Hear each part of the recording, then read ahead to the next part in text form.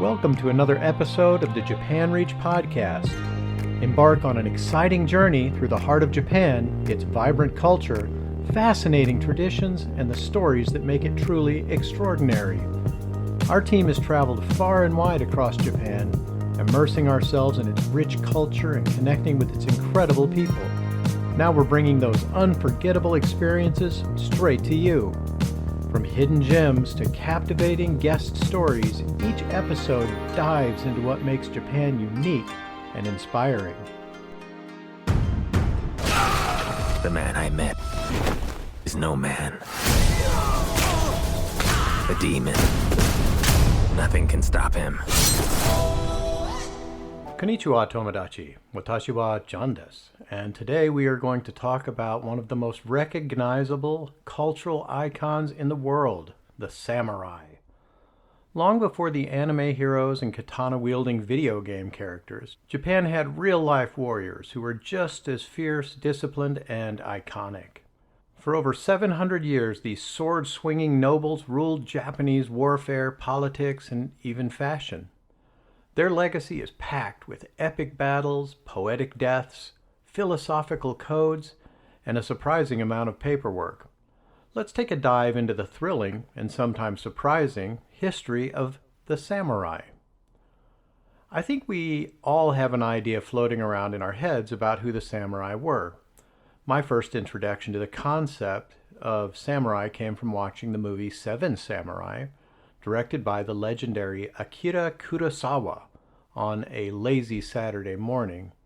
I loved just about everything about the film. By the end of the film, I wanted to be a samurai. What young preteen wouldn't? Of course, I wasn't the only one. It's easily one of the most influential films ever made, inspiring the Western classic, The Magnificent Seven, and even shaping elements of the Star Wars franchise.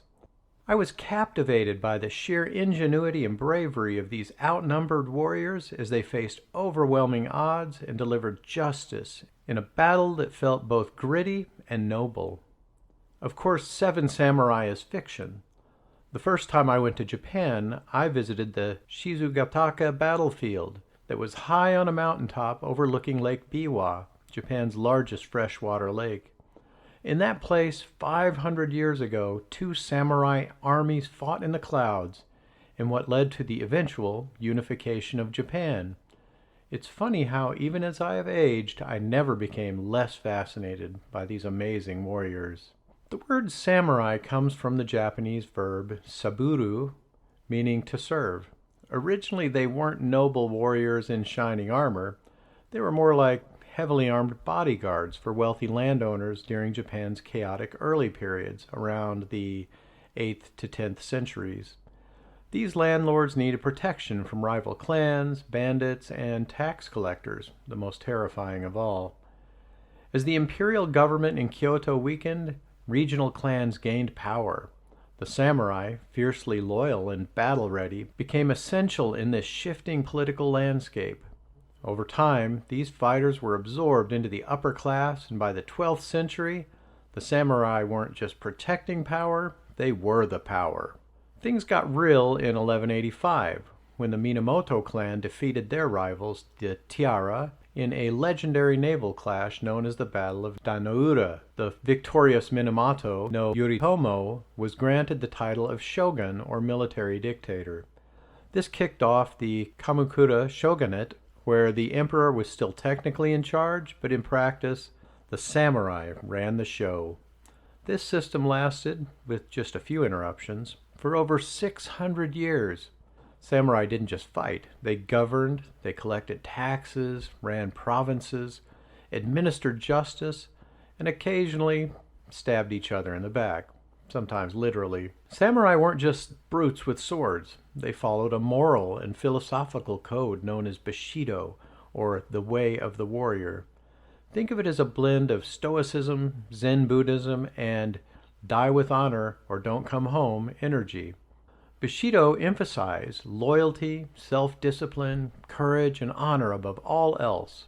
A samurai who failed in his duty was expected to commit seppuku, ritual suicide, to restore his honor.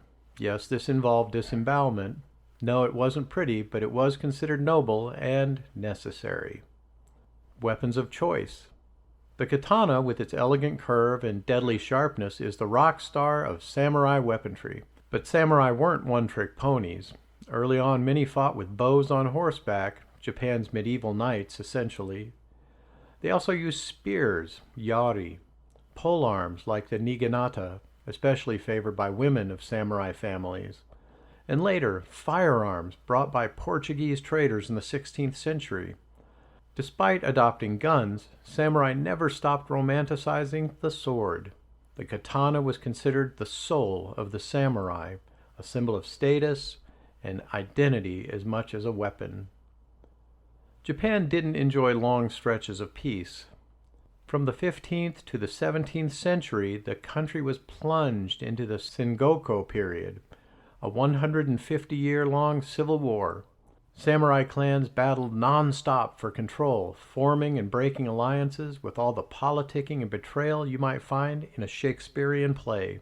Out of this bloody mess emerged three legendary unifiers: Oda Nobunaga, who started unifying Japan through sheer force; Toyotomi Hideyoshi, who was born a peasant and rose to power through brilliance and ruthlessness; and Tokugawa Ieyasu, who finally sealed the deal after winning the Battle of Sekigahara in 1600. Tokugawa established a new shogunate that lasted over 250 years. With that, Japan entered the peaceful Edo period, and the samurai found themselves a bit bored. You might imagine the Edo period samurai charging into battle every day, but the reality was more like it was just office work, even though you might carry your fancy sword. With no wars to fight, many samurai became administrators, teachers, or poets. They were still respected, but also increasingly out of place in a peaceful, urbanizing society. Some struggled with poverty, since their stipends didn't keep up with inflation. Picture a proud warrior writing poetry in a cramped apartment while pawning his armor to buy rice. Not quite the cinematic image.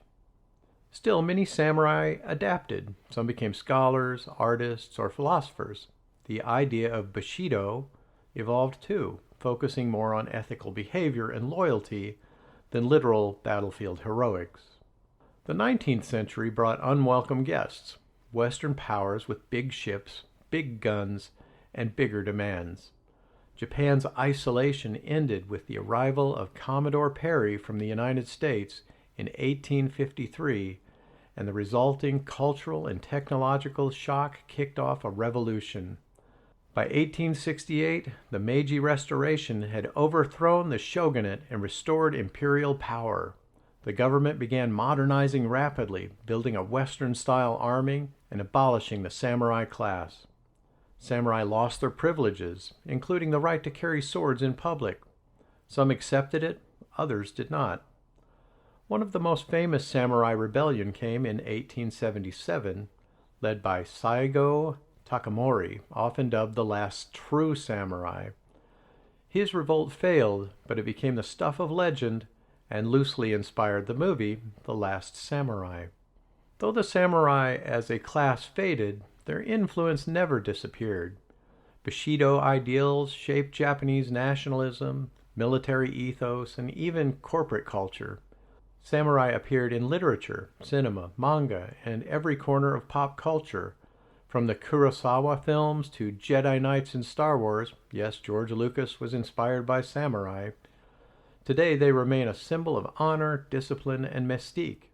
Museums across Japan preserve samurai armor and swords, and reenactments keep their stories alive.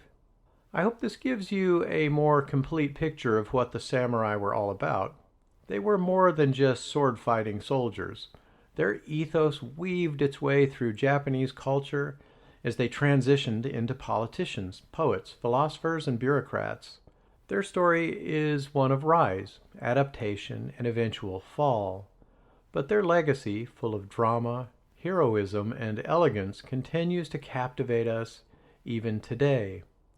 Well, friends, that's a wrap. Thanks for exploring the world of the samurai with us. Follow this podcast for more amazing Japan. Drop a comment with feedback or topic ideas below. Until next time, God bless and Jamata.